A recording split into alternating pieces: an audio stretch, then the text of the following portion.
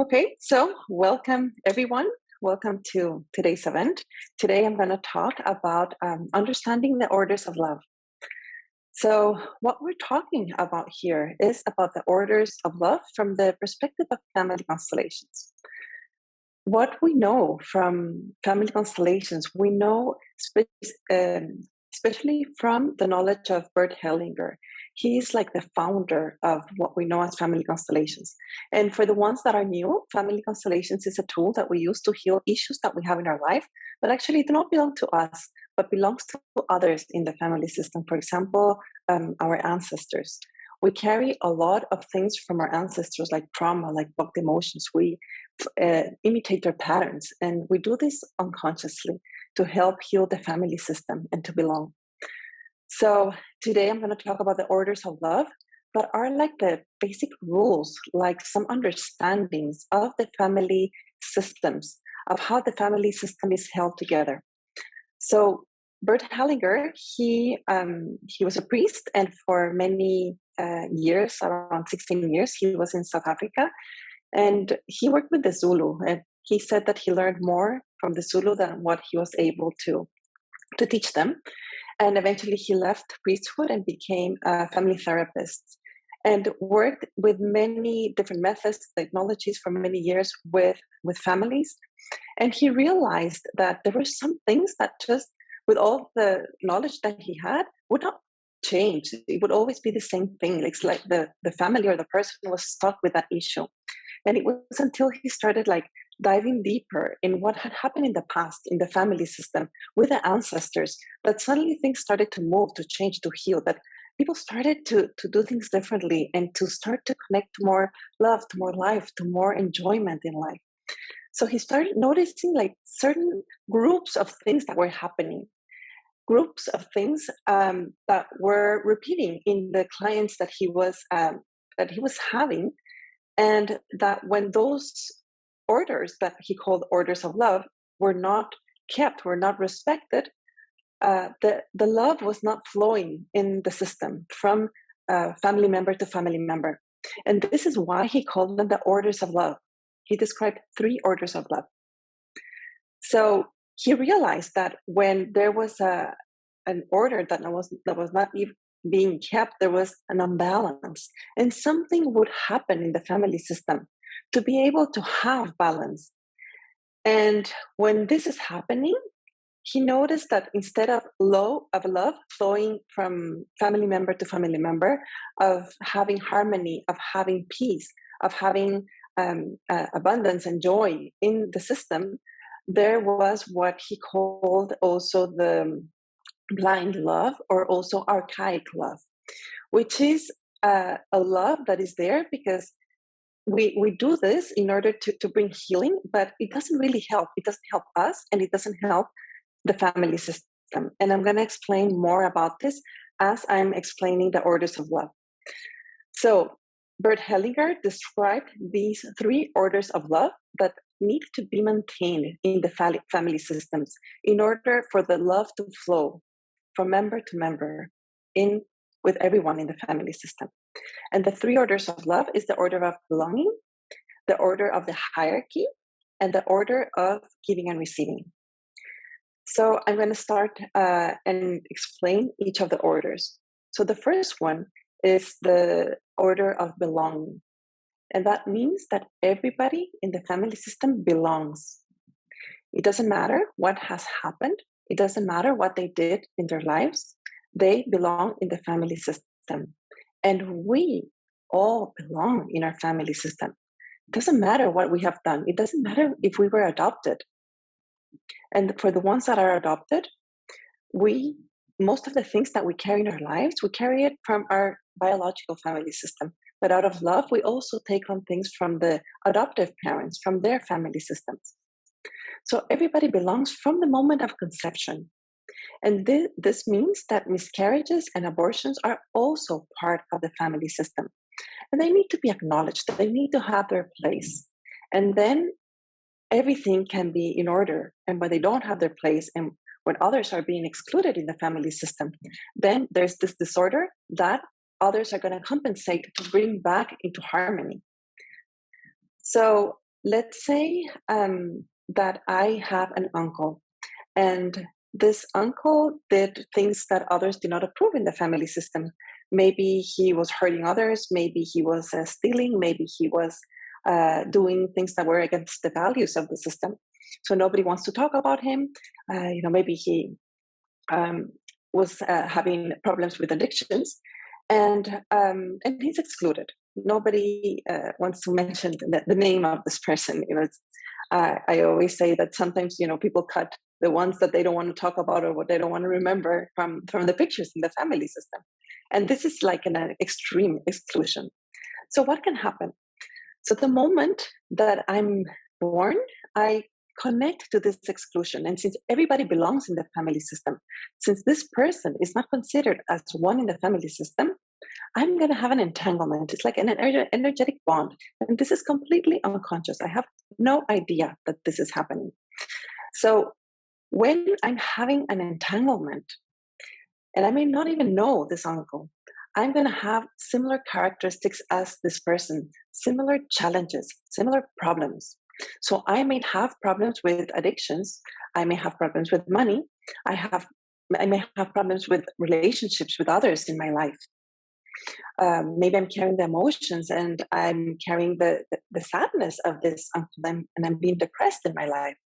And what happens is that when I'm having these situations, I try to change, I try to heal, and I feel stuck. I feel that I'm always like, no matter what I do, I always come back to the same thing. And I don't understand why that is there in my life. And the reason why it is there is because of this entanglement, because this person was excluded in the family system. And out of this love that I have for the ones that came before me, for the family system, and out of this need to belong, I want to help heal. So I take on this entanglement. And in a way, with having this similar characteristics, I'm showing to everyone in the family system, someone with these characteristics is missing. And just like I belong, this person also belongs in the family system. And this is unconscious. And what happens in the real life is that we're stuck, and it's really hard to be able to let go of these issues that we have, because we don't even know where they come from. We don't have, we may have a wonderful life, we have work, people that love us, and we just feel that we don't belong, that we're not in, that nobody cares about us, even that we consciously know that they do. But there's this deep feeling that, I don't know, like they don't. And like these deep feelings that we feel, that we're not able to explain where they're coming from, or these deep emotions that we suddenly feel like this fear or this loss or this sadness or this confusion, frustration. It's very deep, and we just don't understand where this is coming from. The where is these entanglements that we have for others in the family system. So what we're doing in the family constellations work is to look at this entanglement, to be able to heal, to let go, to look in this example at my uncle, and from my heart include the person in the family system without judgment or criticism. And this part is very important, because I just told you about an extreme example of an exclusion in the family system. But we exclude all the time when we don't accept others the way that they are, when we judge them, when we criticize them. So when we do this, we're excluding others. So if we think, how many people in the family system have been judged or criticized? In a way, everyone has been excluded in one way or another. And usually the entanglements that we have are to the most extreme exclusions, but we have a lot of entanglements. And often in life, as we are able to encounter the challenges and move through them, we heal all these entanglements that we have, but it's the big ones that are more difficult to heal. So going back to the part of belonging, everybody belongs. And it is important that everybody has their place and that we accept them without judgment or criticism. This does not mean that we're okay with what they did. This does not mean that if they hurt somebody else, they're not responsible for that hurt. This does not mean that if we don't get along with others in the family system, that we're going to force ourselves to get along with them and invite them for Thanksgiving. No, this is work that we do from our heart. And if in the day-to-day relationship, if we don't get along with someone, it's fine. But we don't judge them and we don't criticize them anymore, because from a deep level, we understand that they are suffering, that they also have entanglements, that they have their own traumas, and that they don't have the level of awareness, the tools necessary, the ways to be able to heal that in their lives. And they're just reacting to it. So we know that all these situations are keeping them stuck and are keeping them repeating patterns that are hurtful to others and to themselves. So we understand this, so we accept them as part of the family system, but we don't judge them or criticize them, because we know that they're doing the best that they can with their own situation, reality, tools, and we give them their place. They belong, no matter what. They're part of the family system, they and everyone else. So when we have this sense of belonging, we feel safe. We're able to find our place in life, wherever we are. But it has to come first from our roots, from our family system. We need to give everybody their place, and we need to feel that we belong as well. No matter what everybody has said, maybe someone has excluded us. And if we have a strong entanglement with somebody excluded in the family system, it is very common that we will be excluded as well. But when we get to this understanding, we can connect to our center and just know from this very deep level that we belong no matter what, just like everybody else. So close your eyes if you want for a few moments and think about everybody in your family system, your parents, your grandparents, their siblings, great-grandparents, and just notice who's missing. If there's anyone that nobody talks about,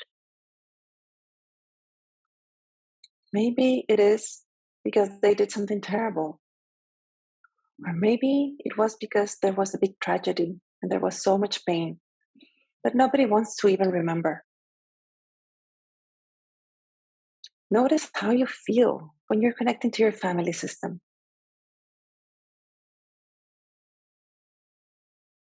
Are there any emotions coming up? Any sensations? And in this moment, just thinking about your whole family system, make the decision to include them all, to give them their place, to honor and respect them, no matter what happened in their lives, to accept them without judgment or criticism. And just like everybody in your family system belongs, you belong as well. No matter what has happened in the past, no matter what you've done, you also belong. So take a deep breath and open your eyes. We're going to continue with the second order of love. So this was the first one, the order of belonging. And then we're going to move on to the second one, which is the hierarchy. So the hierarchy means that everybody has their place according to when they came into the family system. And with this place that we have, we also have roles. And this is going to sound very obvious, but sometimes it isn't. So for example, our parents are our parents, our children are our children, our siblings are our siblings. And the first one born is the oldest, and the last one is the youngest. So this seems very obvious, but if you start connecting to each person and connecting to the role that you have with the others in the family system, you're going to realize that sometimes there is no order. There's a disorder. And again, this is the second order of love. When the order is not there, the love is not able to flow between the family members. And there's compensation that happens to try to find this harmony. But by this compensation, we're still in this disorder. And just by the awareness and bringing ourselves back to our place, we start regaining the order and the strength in the family system. When we are in our place, we have the strength to feel at home wherever we are. Sometimes there's some people that feel that they don't belong, that they don't have a place, and they move from one place to another. And no matter where they are, they always feel that they should be looking for somewhere else. That they're not happy, that there's something wrong, that it's like something is missing, no matter where they are.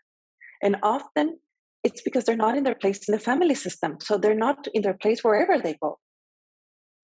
So being in my place means that I'm going to be my parents' daughter. I'm going to be my children's mother. So think about the relationships that you have. Start thinking about the relationship with your parents, if they're alive, or how was the relationship when they were alive? Were you respecting that relation? Were you in order? Sometimes we're not. We're telling our parents what to do. We're telling them what to do with their money, with their health, that they need to go to the doctor, that they need to do things differently. And we do this out of love. We do this because we want them to be better, to be healthier, to be happier. But if you connect to that moment, to that role, we're often in the role of mother to our parents. And that is not our role. We're the children. And it is important to honor and respect their decisions, even if we don't disagree, even if we disagree with them. And of course, we can give them recommendations. We can say, there's this doctor that's really good with whatever condition, or there's this medicine, there is this therapy, and then let them do whatever they want to do with the information. But it's really different to recommend things that you think that might be helpful than to tell them what to do and to be on top of them. Like, did you do this? Did you go here? Did you go there? Why did you do this? Why? And, it's a different role. And if you just connect to it, you can sense the difference of just being in your place as a child to your parents, or being in the place of a parent to your parents, telling them what to do. And I often get this question that what happens when our parents are older, that they're not able to decide for themselves because they may have some problems because of the old age, and they're not thinking clearly anymore. So if that is the case, when they are really having a problem because of age or because of an illness that they cannot think clearly, then we can, from our place of their children, be, always from this place, assist them and make decisions for them if they really are not able to make the decisions. But if they're able to make the decisions, if they still have this clarity of the mind, we need to respect their decisions, even if we disagree with them. And this is being in a role. It also happens with our children. Sometimes it happens the other way. Our children want to tell us what to do. And it comes in different ways. And sometimes it comes like a little bit and it starts escalating. And I've noticed that even with my daughter, she starts correcting me. She starts telling me what to do when we're in the car. And then because I know this, I'm constantly reminding her, I am the mother, you're the daughter. You don't need to tell me what to do. You don't need to guide me. You don't need to protect me. You don't need to take over of what are my responsibilities. I am responsible for you. You're the child. You're safe. That is my responsibility. And then they're able to be in their place, in their strength, to be able to do whatever they want to do in their position as the child of whatever age they have. But if they feel that they need to be responsible for us, then they're not able to really enjoy their present moment and what they're doing in their lives. So this hierarchy, this role that we have, also happens with our partners. Sometimes we're not as equal, and with our partners, we are equals. Sometimes we are, again, in the position of a mother or a father to our partner, or as a child. Sometimes as a parent, telling them what to do. Sometimes as a child, wanting them to provide for us, to protect us, to tell us what to do. So think about the relationships that you have with your parents, with your children, with your siblings, with your partners. And just notice if you are in the right place, if you are respecting your position, if you are respecting your role. And if you're not, start making some decisions on how can you come back to that role. Because when you are in your role, in your position, it's going to give you strength. It's going to give you the ability to be in the present moment and to enjoy the present moment. Something that is important as well is our place with the role with our siblings. And this is very important, especially if there's a miscarriage or an abortion before us, because they need to have their place. And it's the parents that need to give the place to the miscarriages and the abortions. So let's say that I have a miscarriage and then I have a daughter. If I don't give the place, if I don't remember this baby that was not able to live, and here I'm not talking about judging or criticizing decisions that we make. Here I'm just talking about giving the place. Because from the moment of conception, we know that everybody belongs and they have their place. So internally, this miscarriage that I have is my first child. And I have to give and remember this child that was not able to live. And then my daughter, when she's born, she's the second one. And this is her position. And when parents don't remember, don't give the place to the miscarriages and abortions, then the children that are born are going to take over that place. And again, they're not going to be in their position. And then this takes away their strength in life. This is what happens when I was telling you about this example, that sometimes we just feel lost all the time, that we're not in our place. And it could be that we're not in our place with our siblings because there's somebody missing before us. So that's important as well to have in mind. So that's the second order of love. The first one that I talked about was the order of belonging. The second one, the order of the hierarchy of the role that we have. And now I'm going to talk about the third one. So the third order of love is the order of giving and receiving. And this order explains that there has to be a balance in the giving and receiving.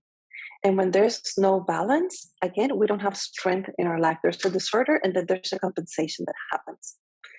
So there's different balances. And we need to have a balance with the ones that are equal to us. For example, we are equal with our partner. We're equal with our friends. But we're not equal with our parents. Our parents came before us, and parents give to their children, and children take from the parents. We cannot give back to our parents because there's nothing as precious as life that we're able to give back. So we take from our parents. And when we start growing up, we start giving back to the world because we have taken from our parents. So now we feel ready to give back to the world. And the world gives back to us. And we start this dynamic, this dance, this rhythm of giving and receiving. So when we don't like what our parents gave us because we disagree, because we wanted something different, because we thought they could have done better, then it's like, I'm only going to take this little bit from them. But when I start giving back to the world, I'm only going to be able to give this little bit that I'm accepting from my parents. So the world is going to give back to me only this little bit. I'm limited. I'm restricting myself. And what can life give back to me? Life gives joy, abundance, love, success, health. So sometimes I don't have this balance because I'm not willing to take all that my parents give to me, to be able to say thank you. What you gave to me was enough. I now receive it with gratefulness and love. When I'm able to do this, that I'm able to give back to the world completely and receive back completely. So it's important that we are able to keep this balance with the ones that we are equal. So like I said, we take from our parents and then we give to our children and we give to the world. But with our equals that are our friends, our partners, we need to have this balance. And what happens is that, I don't know if you've known, for example, of a relationship. It could be a friendship relationship or maybe a partner relationship, when there's one person that gives and gives and gives to the other. And what tends to happen is the one that's receiving leaves the relationship. And then people are saying, how ungrateful. Why did this person leave the relationship when they were receiving, when the other one was giving everything? What happened? And in a deep level, what's happening is that the one that is receiving cannot give back on the same amount. So starts to live the relationship with guilt because they have this big debt that they need to give back, but they can't. And they enter a relationship in a position when the other one that's giving can manipulate them because of this debt that they have. And when the pressure gets to be too much, they leave the relationship because they cannot live with that guilt. They're not, the strength in the relationship has broken because that balance is not there. So it is important that we are conscious in the relationships, in our partner relationships, with our friends, with our work, that there is this balance, that we give, more or less the same amount that we're receiving. And when we are with others, it is our responsibility to give to others only as much as they are able to give back. So we need to be conscious of this and give what we have, give what the other actually wants. Because sometimes we give what the other doesn't want because we want to give. We have this need to give. And sometimes it's an unhealthy need because what we're looking is for love from others that we didn't receive as a young child, and we're looking to find it in others. So we give and give and give. And what we're unconsciously looking is like for the love of our mother that we were not able to receive as a child for whatever reason. There can be other reasons why we're giving and giving and giving. However, we need to look internally if this is because we want to give to help others, or is it because there's a need inside of us? And then we need to make sure that we have this balance, that we give only as much as the other can give back. We give what the other person actually needs. We give what we have as well, because sometimes we give what we don't have. Sometimes we don't have strength anymore, and we keep on saying yes. So that depletes us. That takes away our energy. So again, we need to be responsible for ourselves, take care of ourselves, and give only what we actually have. Because otherwise, again, we're losing the strength. We are not in our position to be able to enjoy life in all the different ways. We're not in the flow of love because this balance is not being maintained. So this is the third order of love, the order of giving and receiving. And when we're able to maintain these orders of love in our system, in ourselves, we're able to connect to life and to all that life can give to us. And like I was saying before, life gives to us with abundance, with health, with love, with success, with harmony. And this does not mean that we're not going to have problems, because life has challenges, has problems, has difficulties. And it's through them that we learn. Often these situations are showing us something that we need to learn, something that we need to change, something that we need to look at in the family system. But when we are conscious of all these different aspects of the orders of love, we are able to flow in life instead of getting stuck in different areas of our lives.